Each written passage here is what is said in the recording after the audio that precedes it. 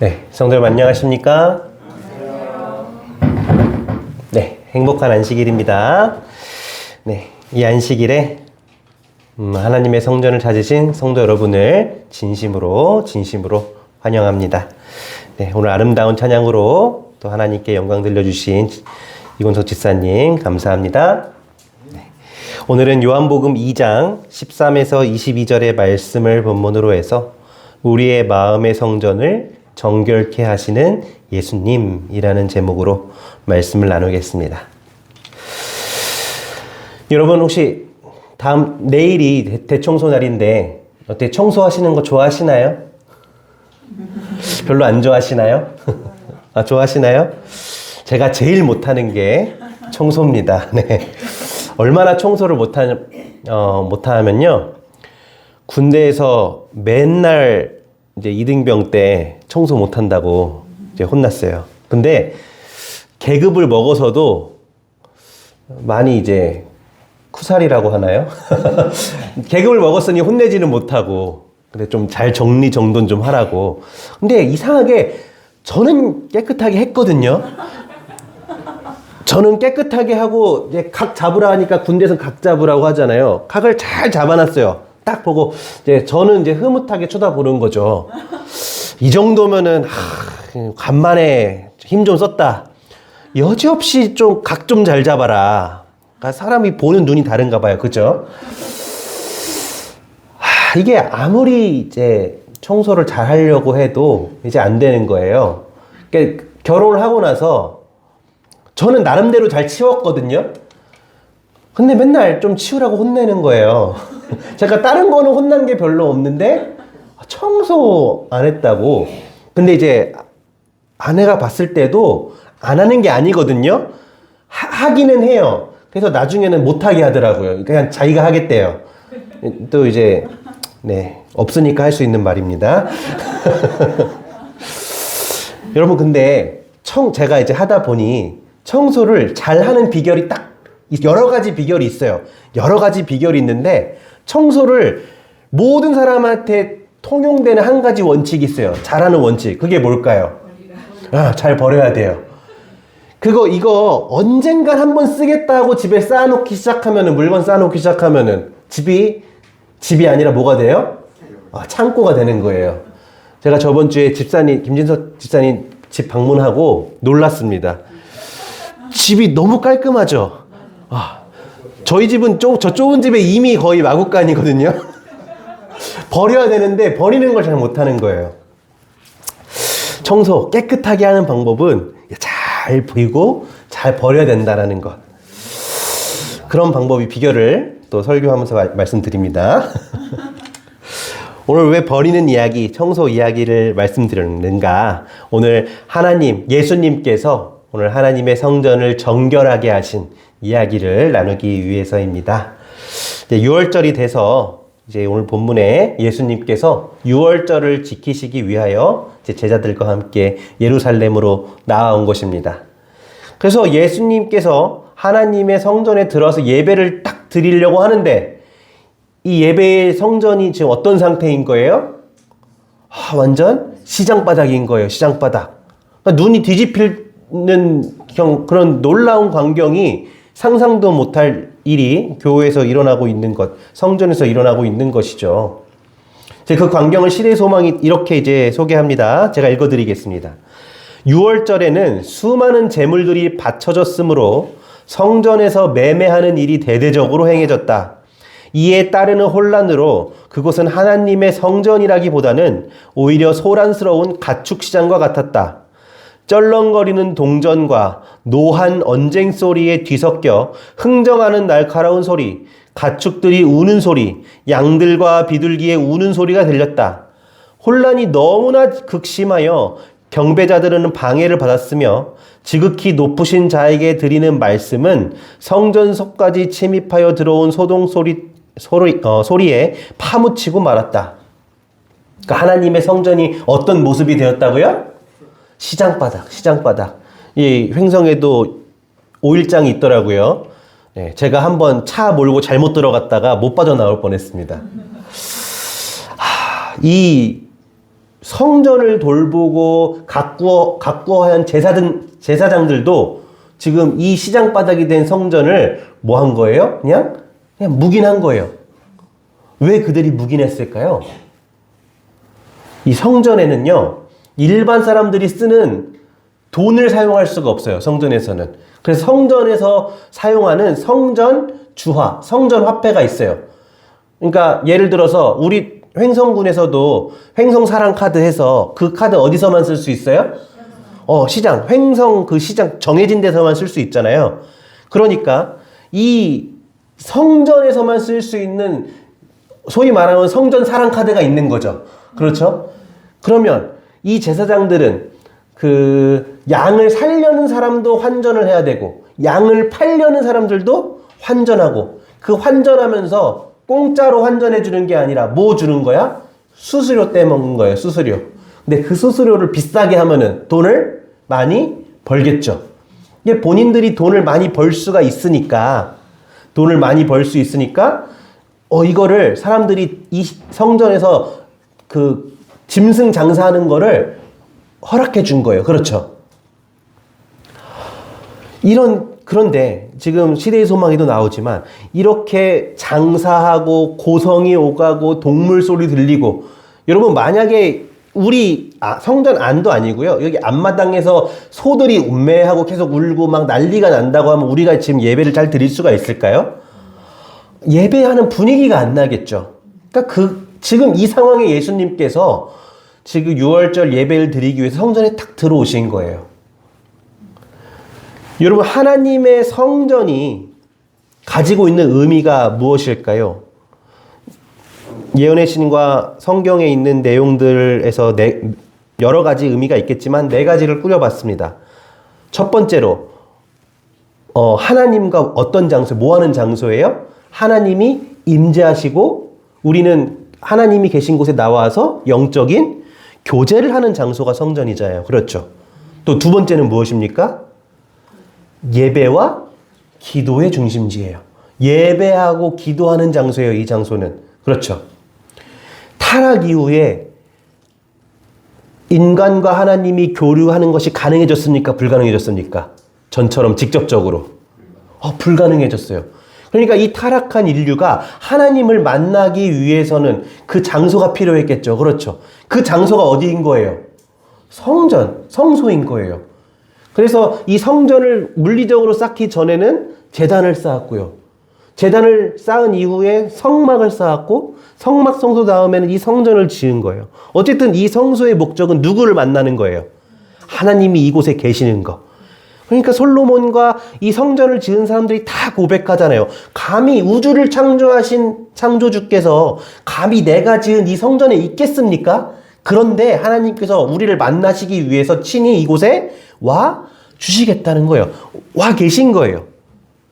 그런 거룩한 장소가 성전인데, 그래서 그런 거룩한 곳에서 하나님과 교제하는 곳인데 이 사람들이 뭘로 만들어버린 거예요? 시장바닥으로 만들어버린 거예요. 여러분, 성경에서 예수님께서 이 성전을 만민의 뭐 하는 집이다? 기도하는 집이다. 그래서 이 성전은 하나님을 향한 경배와 기도만이 이루어져야 되는 곳이에요. 여러분, 우리가 기도할 때도 옆에서 달그락달그락 뭐 하고 있으면은 신경이 쓰이잖아요. 근데 지금 아까 말씀을 보니까 그 하나님께 예배드리는 말씀조차도 들리지 않을 정도로 시끄러운 그 분위기에서 어떻게 하나님과의 영적인 교제를 이 사람들이 할 수 있었겠냐고요. 여러분, 이 당시의 성전은요, 특별히 그냥 기도도 아니고, 특별히 무슨 기도하는 거예요? 회개 기도하러 오는 장소예요.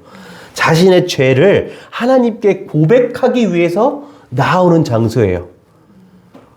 그런데 이 기도가 안 되는 거예요. 뭐 때문에? 이 시장바닥 만들어 놓은 것 때문에. 거룩한 예배를 통해서 이 백성들은 이 하나님과의 교제를 준비하고 교제를 했어야 되는데 이것이 막혀진 것입니다. 또 교회는, 이 성전은 어떤 역할을 하고 있습니까? 바로 예수님의 구속과 속죄 사역이 이루어지는 곳이에요. 이 당시만 하더라도. 이 양을 잡는 행위는 어떤 의미를 하고 있어요? 누가 죽는 걸 의미하는 거예요? 예수님이 죽는 거예요. 그러니까 이것은 시끌벅적한 그런 복잡한 환경 속에서 이루어져야 되는 것이 아니라 어떻게 이루어져야 돼요? 거룩하고 지금 이 양이 죽지 않으면 지금 누가 죽어야 되는 상황이에요? 내가 죽어야 되는 상황이에요. 그러니까 얼마나 지금 경건하고 이 양이 죽어가는 모습을 보면서 나의 죄에 대해서 회개하고 십자가의 보혈, 대속적인 희생을 생각을 해야 되는데 이거 뭐 돈 깎아달라고 소리 지르고 이러고 있으니 이게 되겠냐고요. 그리고 이 돈을 벌어야 되니까 돈이 걸리면 사람들이 어때요? 마음이 강팍해져요. 급해져요. 야, 빨리 나가. 다음 거 해야 돼. 이 예배가 거룩하게 안 되는 것입니다. 그렇죠. 상상만 해도 예배가 안 될 것 같죠? 또 마지막, 이 예배는 어떤 곳이에요? 안식과 구원을 누리는 피난처예요. 이곳에 오면 경건하게, 고요하게 성전 앞에서 누구와 교제해야 되는데, 하나님과 묵상해야 되는데, 분위기가 전혀 날 수가 없는 것이죠. 그러니까 하나님의 성전이 가진 의미, 하나님의 임재하시는 곳, 하나님께 예배하는 곳, 구속과 속죄가 이루어지는 곳, 안식과 나의 영혼의 피난처가 되어야 하는 곳이 이 성전인데 이 모든 것이 지금 불가능해진 상황에 이뤘다는 거예요. 예수님께서 왜 성전을 정결하게 하셨는지에 대한 이유가 바로 이곳에 나오는 것입니다. 이미 장사의 소굴이 되어버린 하나님의 성전, 하나님의 임재를 경험할 수도 없고 거룩한 기도를 할 수도 없고 구속과 속죄 사역은 그냥 어떻게 보면 공장에서 뭐 찍어내듯이 그냥 형식적으로 지나가고 있고 모든 것이 불가능해진 것입니다. 하나님이 계셔야 하는 자리에, 하나님의 성령이 계셔야 하는 그 자리에 사람들의 마음에 무엇이 차지하고 있는 거예요?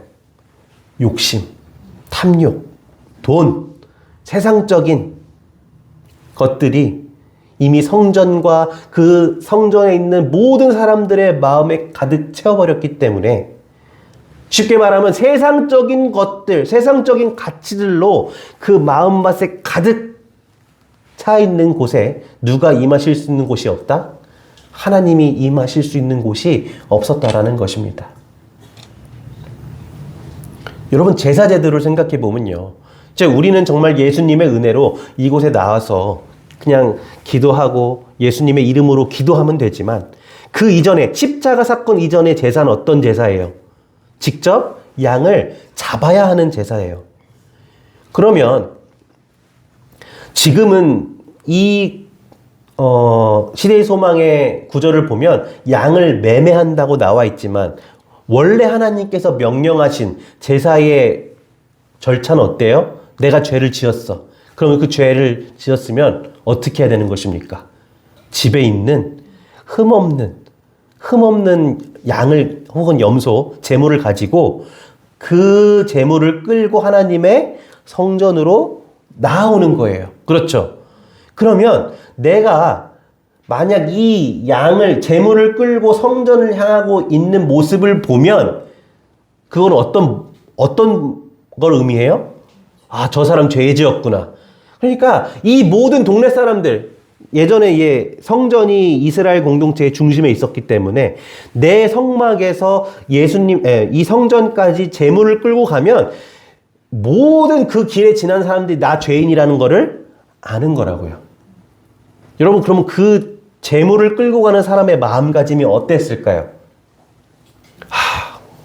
부끄럽고 수치스럽지만은 이 죄를 해결하기 위해서는, 내가 죽지 않기 위해서는 누가 죽어야 되는 거예요? 이 양이 죽어야 되는 거예요. 그러니까 얼마나 경건한 마음을 가지고 성전에 갔겠냐고요.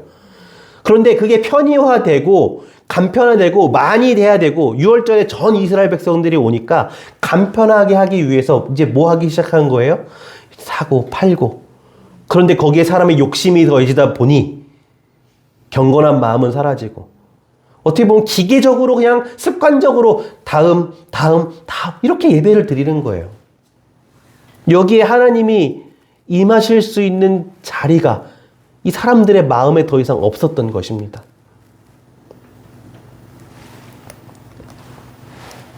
예수님께서 공생애로 인해서 그분이 활동을 시작하셨을 때 처음 제자들과 유월절에 오셔서 목격한 이 장면이 바로 이런 모습이었다라는 거예요.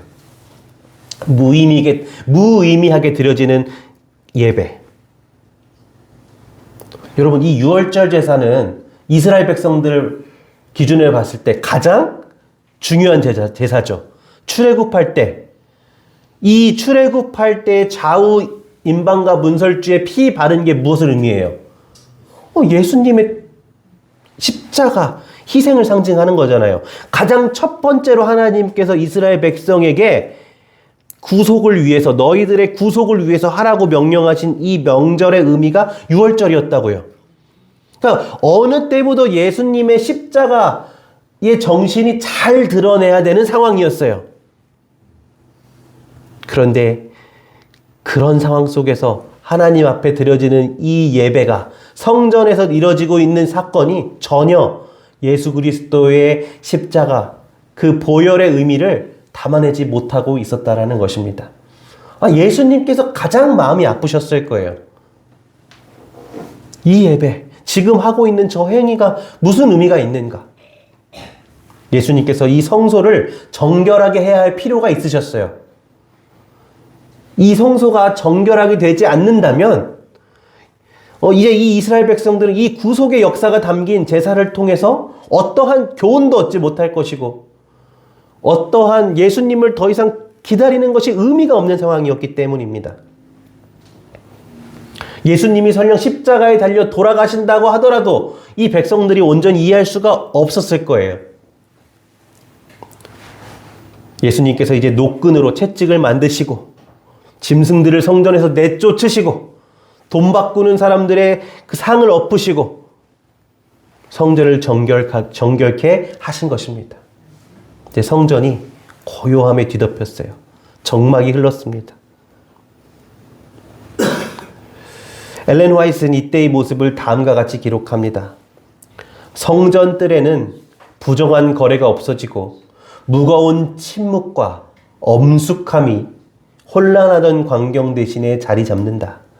옛날 성별된 산에 임하였던 여호와의 임재가 이제는 당신의 영광을 위하여 세워진 성전을 신성하게 하였다.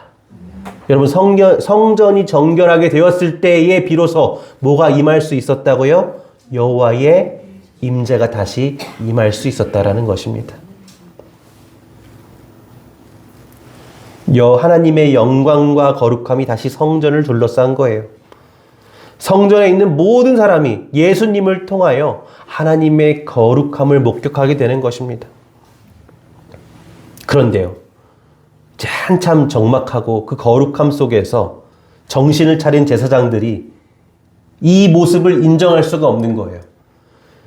고작 30살 정도 되는 그 청년, 그 한 사람한테 휘둘려서, 심지어 이 성전의 관리자는 누구예요? 제사장들 자신이에요. 근데 그 자신들의 영향력을 벗어나는 그 청년 예수의 행위를 이들이 용납할 수가 없는 것입니다. 그래서 이들이 예수님 앞에 나아가서 다음같이 이야기하는 거예요. 이에 유대인들이 대답하여 예수께 말하기를, 내가 이런 일을 행하니 무슨 표적을 우리에게 보이겠느냐? 무슨 표적을 우리에게 보이겠냐는 거예요. 그들은 잘못을 깨닫고 진정한 회개를 했어야 하는데, 그 하나님의 임재와 거룩함 속에서 그들의 잘못을 깨달아야 하는데, 그들이 자존심 때문에 그 죄를 내려놓기 포기했다고요. 그 자존심이 그 죄를 내려놓는 것을 막았습니다. 그래서 자신의 악함, 그런 추악한 마음을 감추고 예수께 따지는 거예요. 네가 무슨 자격으로 이런 일을 하냐? 너에게 무슨 자격이 있느냐? 너가 자격이 있다면, 너가 만일 하나님으로부터 왔다면 뭘 보여라? 표적을 보여라라는 거예요. 표적을 보여라. 너에게 무슨 자격이 있냐라는 것입니다. 이때 예수님께서 이들에게 어떻게 반응하셨습니까? 2장 19절입니다. 예수께서 대답하여 이르시되, 너희가 이 성전을 헐라. 내가 사흘 동안에 일으키리라. 성전 봉사는요, 예수님의 구속을 상징하는 것들, 예표하는 것들, 가득 찬 곳입니다. 그래서 예수님의 구속을 예표하는 역할을 담당해요. 근데 예수님께서 이제 이 땅에 오셔서 십자가에 달려 돌아가셨다가 부활하심으로써 이제 이 성전이 담당했던 역할을 이제 친히 누가 담당하시겠다고 이야기하시는 거예요? 이제 내가 이 성전의 역할을 하겠다라고 지금 이제 말씀하신 것입니다. 예수님으로 인해 이 성소가 이제 정결해지고 완전해질 것이라고 예수님께서 말씀하시는 거예요. 그런데 이 말을 이해한 사람이 있었을까요? 없었을까요? 없었어요. 심지어 제자들마다 이해하지 못했죠. 그래서 나중에 요한복음의 구절을 보면 나중에 예수님께서 십자가에 달려 돌아가셨다가 부활하신 이후에 제자들이 깨달았다라는 이제 제자들이 밑에 자신들의 기록해 두었습니다. 여러분, 오늘 이 이야기가 우리에게 주는 교훈이 무엇일까요? 그것은 예수님께서 이 성전을 더럽혀왔던 요소들을 몰아내고 이 성전을 정결하게 하셨던 것 같이, 예수님께서만 그것을 하실 수 있었던 것 같이, 오늘 우리 마음의 성전에서 일어나는, 마음의 성전을 정결케 하실 수 있는 유일한 분도 누구시라는 겁니까? 예수님 뿐이시라는 거예요. 우리의 마음속에 이미 이 이스라엘의 성전과 마찬가지로 세상적인 것들, 세상의 욕심, 세속적인 것들로 이미 우리의 마음이 가득 차 있다라는 것입니다. 그런데 그것을 다시 정결하게 하시고 비우실 수 있는 분이 계신데 오직 우리 주 예수 그리스도 뿐이시라는 것입니다. 주님 말고는 이것이 불가능하다라는 거예요. 고린도전서 3장 16절에서 17절의 말씀입니다. 너희는 너희가 하나님의 성전인 것과 하나님의 성령이 너희 안에 계시는 것을 알지 못하느냐? 누구든지 하나님의 성전을 더럽히면 하나님이 그 사람을 멸하시리라. 하나님의 성전은 거룩하니 너희도 그러하니라.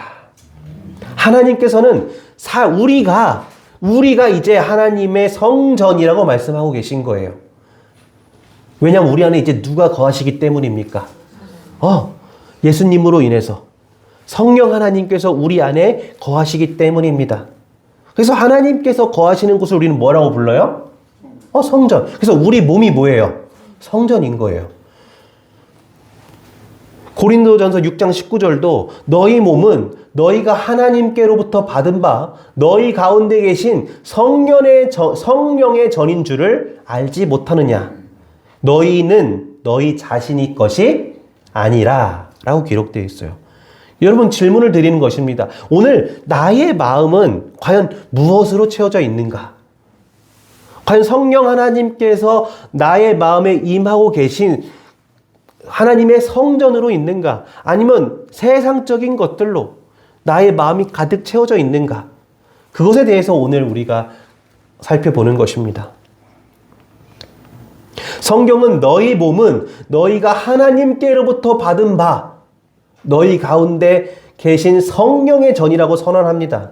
그것이 말씀이 우리에게 말하는 우리의 모습입니다. 우리는 그리스도께서 우리 마음의 성전에 들어오셔서 영혼에 부패하는 욕망과 악한 습관, 그래서 그 모든 것들을 주님께 드려서 주께서 우리의 마음을 정결케 하시도록 주님께 우리의 마음을 드려야 되는 것이죠. 그런데 오늘 우리의 삶을 돌아볼 때 하나님의 전이어야 하는 우리의 마음에 무엇이 자리 잡고 있는가 하는 것입니다. 만일 우리의 마음이 예수님이 계셨던 시절의 성전과 마찬가지로 하나님의 임한 거룩한 곳이 아니라 거룩하지 못한 것들, 세상의 육적인 것들로 가득 차 있다면 그 성전의 모습과 같이 하나님의 임재가 하나님께서 자리하실 수 없는 곳이 될 수도 있기 때문입니다. 내 마음의 성전을 채우고 있는 네 가지 요소를 정리해 보았습니다. 첫 번째는 바로 우상숭배, 즉 탐심입니다. 이기심입니다. 세속적인 이기심입니다. 여러분, 에스겔 8장의 에스겔 선지자의 이상을 보면은요, 에스겔 선지자 앞에 성전이 펼쳐집니다.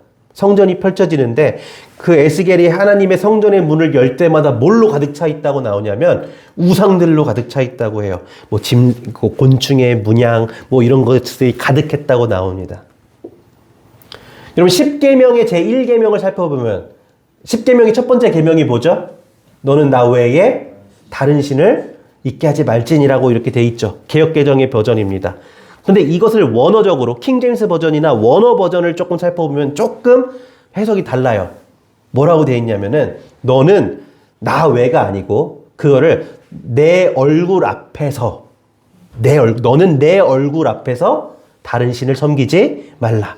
다른 우상을 섬기지 말라. 여러분 이게 무슨 뜻이냐면요. 에스겔이 보았던 것.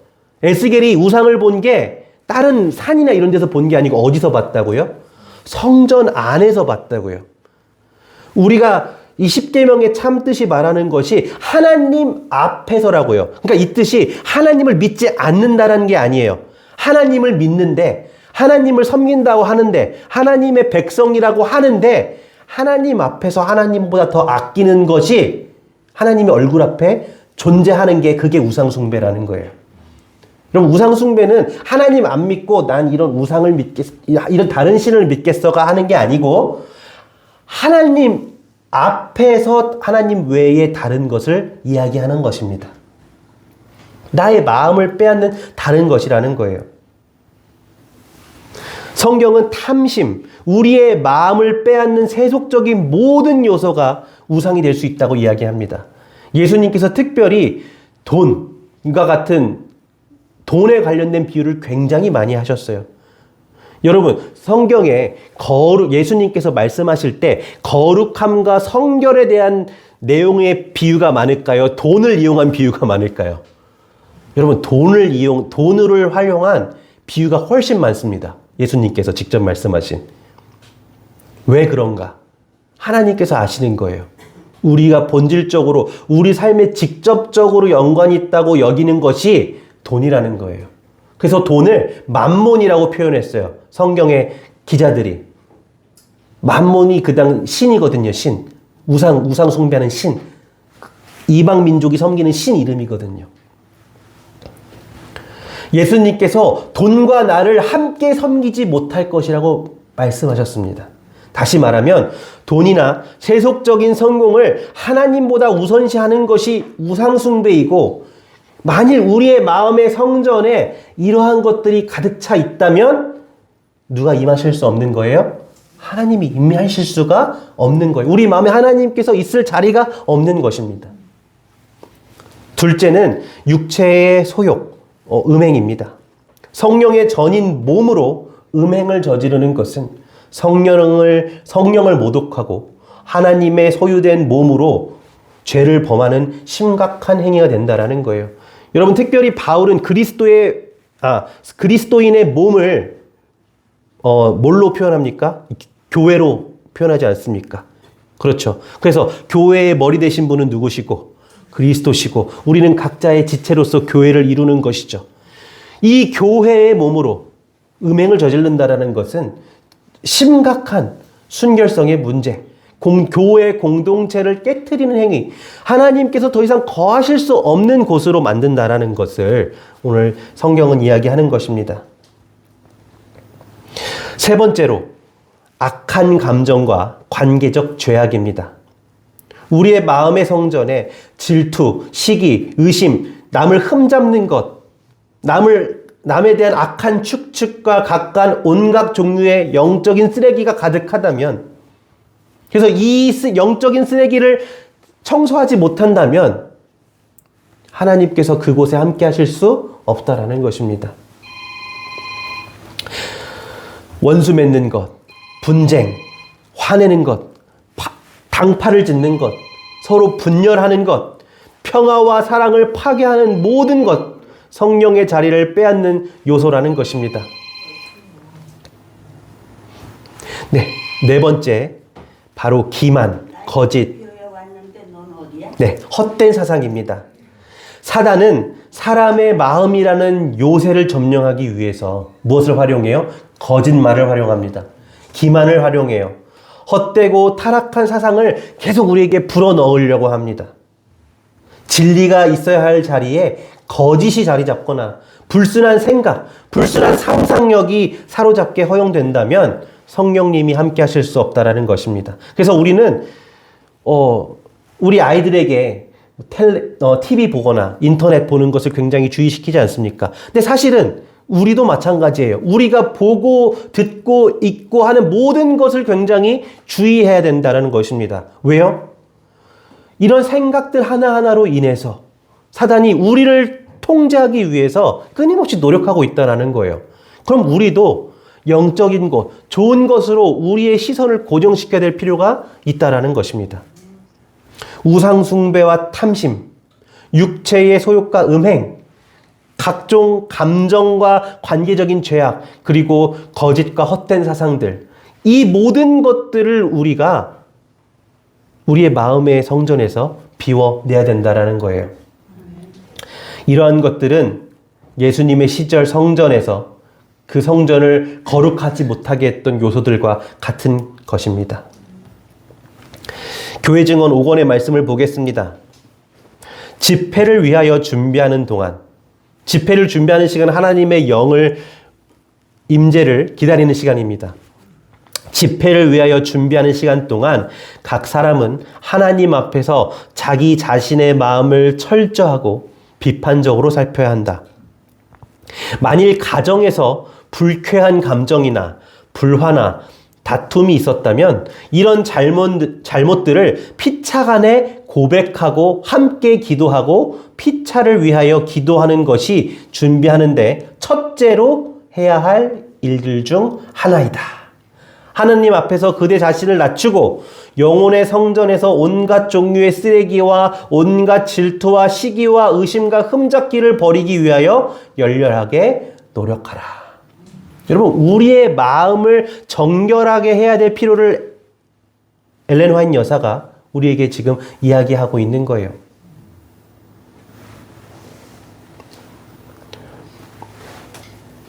여러분, 우리 삶에서 이러한 요소들을 비우는 것이 근데 사실상 쉽습니까? 어렵습니까?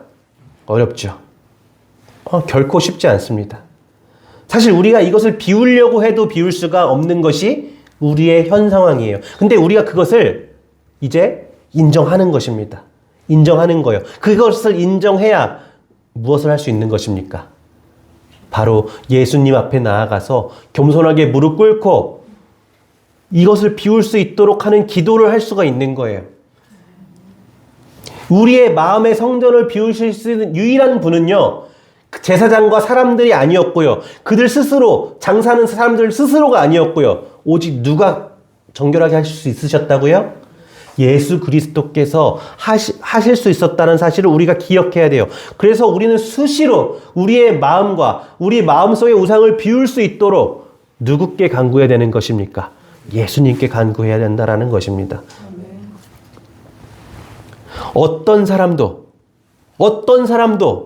마음을 점령하고 있는 악한 세력을 어떻게 할 수 있다고요? 자기 스스로 내쫓을 수 없다. 오늘 이게 핵심이에요. 오직 내 마음의 성전을 정결하게 하실 수 있으신 분은 누구시라고요? 예수님이시라는 것입니다. 그리스도께서만 영혼의 성전을 정결하게 하실 수 있다. 아멘. 여러분, 조건이 있습니다. 그러나가 들어가면 항상 중요해요. 그러나 그리스도께서는 어떻게 하실 것이다. 강제로 들어가진 않으실 것이다. 중요한 말이죠. 여러분, 강제로 들어가지 않으십니다. 그분은 옛날 성전에 들어가셨던 것처럼 마음에 들어오지는 않으신다. 그는 볼지어다 내가 문 밖에 서서 두드리노니 누구든지 내 음성을 듣고 문을 열면 내가 그에게로 들어가리라 고 말씀하신다. 그리스도의 임재하심은 영혼을 정결하게 하고 성결하게 하여 주님의 거룩한 성전과 성령 안에서 하나님이 거하실 처소가 되게 할 것이다. 여러분, 마음 문을 누가 여는 것입니까? 내가 여는 거예요. 문을 열고 예수님을 초청하는 것입니다. 예수님, 오늘 저의 마음이 영적인 쓰레기들로 악한 것으로 가득 찼음을 고백합니다. 주님, 저의 마음에 들어오셔서 저의 마음의 성전을 정결하게 해주시옵소서. 이것이 우리의 기도가 되어야 되는 거예요. 주님께서 강제로 우리의 마음 문을 개방하고 들어오실 수 없다라는 것입니다. 여러분, 그렇다면 우리가 어떻게 주님의 음성을 듣고 문을 주님께 열고 주님이 들어오실 수 있도록 할 수 있는 것입니까? 오직 말씀과 기도 밖에는 답이 없는 거예요. 정답이 없는 것입니다. 오직 말씀과 기도로, 특별히 무엇을 구하는 기도? 성령 하나님을 구하는 기도가 그래서 우리 마음에 중요한 거예요. 우리가 하루의 아침에 일어나서 하루의 삶을 살아나갈 때, 우리의 인생을 살아갈 때 가장 중요한 것은 우리의 하루를 시작하는 그 시작하는 시점에 성령 하나님께서 우리의 삶을 주관해 주시도록 하는 그 기도가 그래서 굉장히 중요하다라는 것입니다. 주께서 우리의 마음의 성전을 정결하게 해주시길 원하신다면 우리가 제일 먼저 해야 되는 것은 주의 음성을 듣고 기도로 우리의 마음을 열어야 된다라는 것입니다. 주의 음성을 듣는 것, 그것은 오직 기도와 말씀, 성령을 간구할 때만 가능함입니다.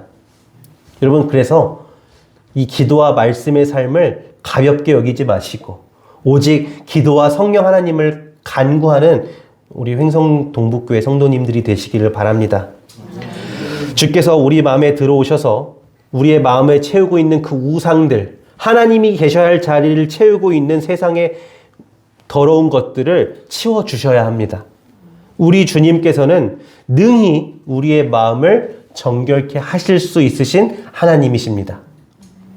그리스도의 임재는 영혼을 정결하게 하고 성결하게 하여 주께서 거룩한 성전과 성령 안에서 하나님의 거하실 처소가 되게 하실 것이다. 그리스도의 임재로 인해서 우리의 마음의 성전이 정결하고 성결하게 되기를 간절히 바라며 말씀을 마치도록 하겠습니다. 아멘.